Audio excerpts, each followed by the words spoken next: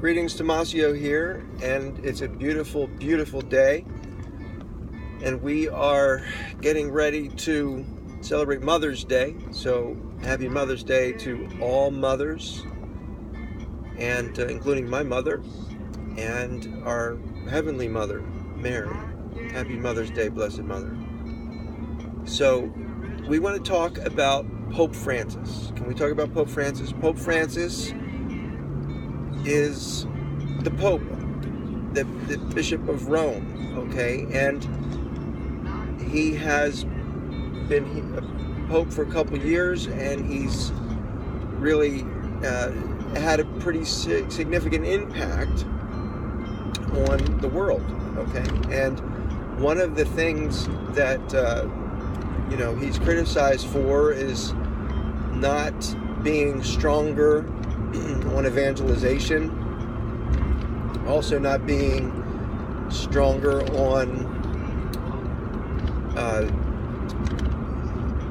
doctrine, like enforcing doctrine. But okay, so we're going to take a look at some of these issues on Pope Francis, and I think everyone's got to be honest, okay? As far as Pope Francis is concerned, he has come against the Pharisees, the clericalism in the church. Pope Francis has addressed them, and he has stepped on a lot of toes, and he has rebuked a lot of the Pharisees, the Phariseeism. Okay, now Jesus did the same thing. You realize Jesus was not a fan of the Pharisees. These are people, they're professional religious people. They earn their living by religion. They're, have control, and they lord over others, and they use religion. They use it to gain control over people. So Jesus was against the Pharisees. They were definitely in existence. He said, listen to what they say, but don't do as they do. Okay, so, and we know they eventually plotted for Jesus' execution. And so the Pharisees exist today in the Catholic Church, and Pope Francis has exposed them and has clearly said that the Pharisees exist today in the Catholic Church. So that's one very, very positive thing that Pope Francis did, because nobody likes Pharisees. I guarantee that the majority of people in the world do not like Pharisees, okay? Self-righteous, religious people who think they're better than everybody else, and they always look down on people when they talk to them. And they're filled with pride, and they're horrible. They're just horrible. And Jesus was not even like it. If anyone had a reason to be proud, it was Jesus, and he wasn't. He didn't act like that. So Pope Francis gets an A for coming against religious snobbery, okay? And he stepped on a lot of toes. Okay, so I give him an A for that. He gets an A for that. Pope Francis, you get an A for coming against Pharisees. Now, if anybody could be a Pharisee, it could be Pope Francis, but I don't think he's a Pharisee, okay? He really isn't. He's trying to be very merciful. The other main thing was that divorced Catholics can receive communion even without an annulment if they're in a second marriage. Pope Francis seemed to indicate that he was okay with that under certain circumstances, and the people are very critical of Pope Francis because they think he's undermining Christ's teaching on the indissolubility of marriage, which I guess by the letter of the law he is. But remember, the Pharisees did the same thing to Jesus, saying, what should we do to this woman who we caught in adultery? According to the law, it says we stone her. You know what I mean? So according to the law, these people are right, okay? But the spirit of the law, Jesus said, those without sin cast the first stone. Same thing here. Those without sin cast the first stone. Divorce is not an unforgivable sin. The Pope's not saying that when you take your marriage vows, you shouldn't be serious about marriage for life, okay? He's not saying that at all. So, I think it's whatever. I mean, people are going to have their opinions on it. Yes, the institution of marriage is under attack, and there's a lot of marriages that are clearly in trouble, okay? They're clearly in trouble. But I don't think the Pope saying that divorced and remarried can receive communion is going to necessarily save marriages. If you're in a horrible marriage,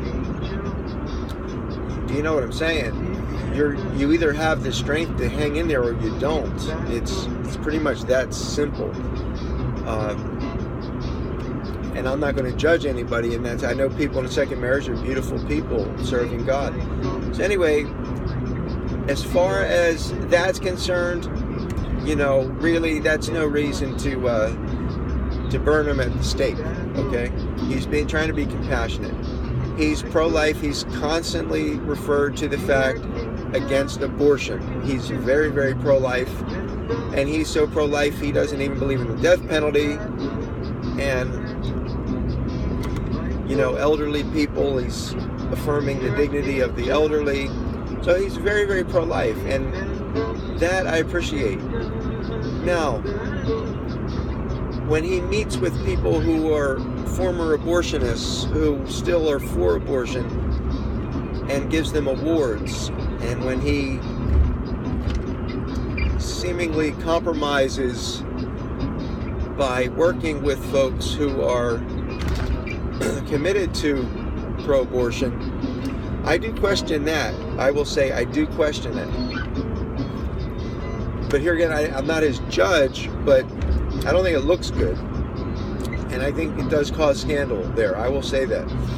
Now, as far as the current Muslim situation, he's in Europe. He's trying to get all the religions to work together, okay, as far as a religious leader. He's a respected religious leader, and so he's putting on this hat of trying to get the religions to respect each other and work together. So he's taken Muslims into Rome who were refugees as a sign of, good faith. And, he's not necessarily overtly trying to convert them. You know what I mean? He didn't say, well, I'll take you if you become a Catholic. No, he didn't. He says, you guys can come, So, from that perspective, I understand what he's trying to do. They're looking to the Pope to be a leader as far as trying to have peace amongst religions. Okay? But here is where the big problem comes in. When the head of the Catholic Church seems to be compromising evangelization for the sake of dialogue and peace amongst religions, Christians, Jews, Muslims, okay, he seems to be compromising in order to have peace. Now, St. Francis tried to convert Muslims, okay? Everything I've read, he was committed to, and he was willing to die a martyr, okay, to convert the Muslims.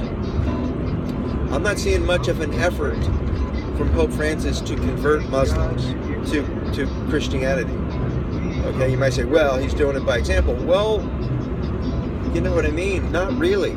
I mean, yeah, he's a good example of someone who, cares for the poor, but that's not going to necessarily convince someone to accept Jesus Christ as the Messiah, because he's nice to the poor or refugees or something like that. Okay, I think he also has to specifically call Muslims to accept Jesus Christ as their Savior. Unless they don't have any sins, then they're exempt, I guess. You know what I mean? But I wasn't aware that anybody besides Jesus and Mary were without sin. So I think that's where the problem is, that Most Christians want Pope Francis to be stronger as far as evangelizing Muslims is concerned, and he's more focused on, peace amongst religions. Okay, and then in the meantime, you're having Christians having their heads chopped off, and this is happening pretty regularly. Horrible, horrible things that ISIS is doing. So, what's more effective? What does God want Pope Francis to do? Really, that's the question. Now, I'm not his judge. Okay, I'm not his judge. So, and I know that happened as well during Hitler's time, that the Pope did not publicly condemn Hitler, and this created a problem at his canonization because people felt that he should have strongly come out and condemned Hitler. But as we know, he was trying to protect Jews in Rome as well as Catholics, I'm sure. Okay, so what is the obligation there? Is it to save lives, or is it to speak the truth? What is the job of the Pope? Is it to save lives or speak the truth?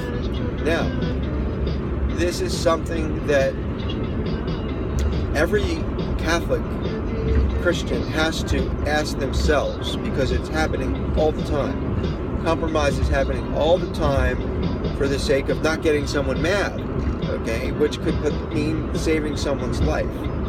So there's a fear factor that's going on. And I think we're heading to the times, Revelation 12, it says they overcame him by the blood of the Lamb, the word of their testimony, and love for life did not deter them from death.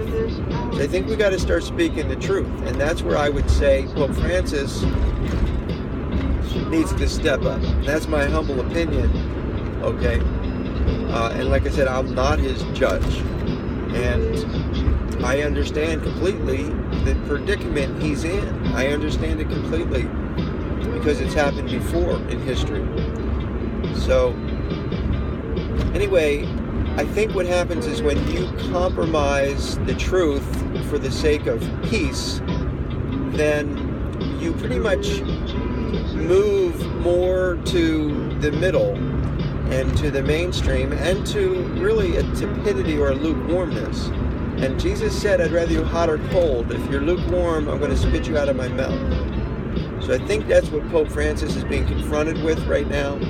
When he came to America, clearly avoided some very serious issues and focused on the climate, okay, which, as we're all singing right now, God can send a flood way before there were carbon emissions, okay, through the Industrial Revolution. Check out Genesis, right, chapter 5 and 6. Okay, so the people who are all about, reducing emissions and preserving, the earth, whatever, you don't know what their motivations are. If you're an atheist, you're going to preserve the earth because you don't even think there's another world after this. So the Pope's saying, yeah, we're with you guys. We also believe in protecting the environment. But the Pope's got to go a step further. And he did by mentioning abortion in that encyclical, Laudato Si. But I think that's got to be really focused on. Because I don't care how many emissions you can cut down, as long as you're killing babies. I mean, and those are souls that survived that abortion. And that soul has energy, okay, and matter. And what's going on? Like, why aren't we looking at the fact that the souls of these aborted babies are the ones who could be causing the storms and the problems, okay? Because that's innocent blood that's being shed. All right, so anyway, Pope Francis has sort of, moved himself a little bit too much to the middle and a lot of people aren't taking him seriously. That's the problem, especially in America.